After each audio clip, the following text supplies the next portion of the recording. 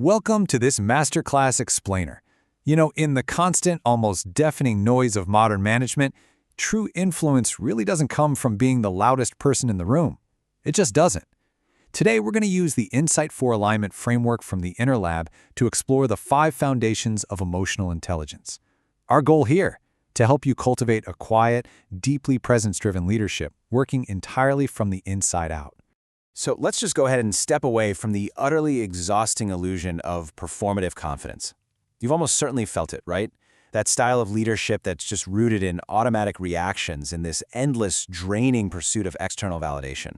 Honestly, it's a facade, and it's a fast track to burnout. True, presence-driven leadership, on the other hand, is rooted in internal authority. It's about discernment. It's about creating spaciousness. It's real, genuine alignment, where your influence flows completely naturally from your emotional mastery, rather than from some frantic, exhausting performance. The very first step of this inside-out arc is self-awareness. I like to think of this as your internal radar, constantly tracking your emotional weather. Because, let's be real, most people are completely unconscious of their emotional states until after they've already reacted, like, say, firing off an email they instantly regret. Self-awareness means catching those early physical signs in real time. Maybe it's a tight chest, or maybe you notice your breathing gets shallow. By intimately knowing your own default reactions and triggers, you basically catch yourself and stop self-sabotage right in its tracks before it even starts. And that brings us right to the second foundation, which is self-regulation. As Viktor Frankl so powerfully observed, between stimulus and response, there is a space. Now, this is absolutely crucial. Self-regulation is not about suppressing your feelings, not at all. It means feeling your anger or stress fully, but then consciously expanding that space between the trigger and your reaction. Because in that pause, that's where your freedom lives. That's where you choose an aligned, strategic response instead of just reacting automatically, which allows you to remain totally calm and grounded, even when the pressure really spikes. Now, you might be wondering, what actually sustains this alignment long-term? Well, it's internal motivation.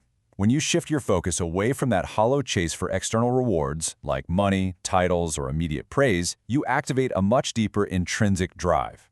This is powered directly by your core values and your purpose. And this shift is a complete game changer. It gives you a growth mindset where challenges are just learning opportunities, and it builds this incredible, unshakable resilience that keeps you going through the inevitable setbacks. Okay, so as we move from mastering the internal to navigating the external world, we encounter empathy. And I want to clarify something. True empathy isn't just projecting how you would feel in someone else's shoes. It's actually acting as a trauma-informed emotional translator.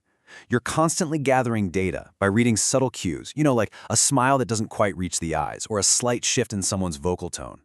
By doing this, you're stepping into their internal world, which lets you respond to what they actually need in that exact moment, whether that's comfort, a bit of space, or even a caring challenge.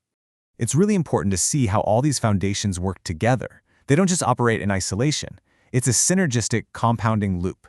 Your self-awareness provides the necessary base, right? And then that baseline allows self-regulation to create the space. That space is exactly what makes genuine empathy possible, which then informs your social skills.